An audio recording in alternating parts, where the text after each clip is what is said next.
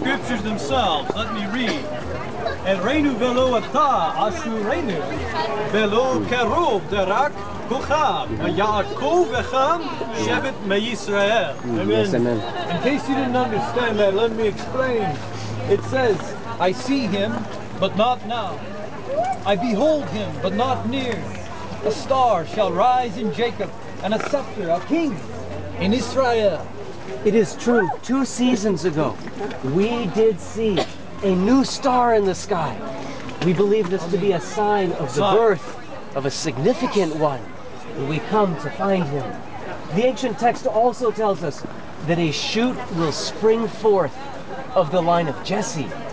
We believe this one will be a light to all the nations. Yes, even as Jeremiah says here as I was reading, behold, the days are coming, declares the Lord, when I will raise up for David a righteous branch, and he will reign as king, and act wisely, and do justice and righteousness on the earth. May it be so. And yet, we are confused. Does this king come as a servant?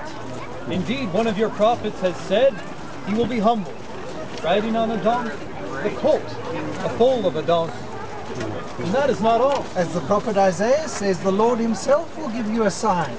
Behold, the virgin will be with child, and she will give birth to a son, and that son's name will be called Emmanuel, which means God with us. So we come bringing gifts for this one who will also be called Wonderful, Counselor, Mighty God, Everlasting Father, Prince of Peace.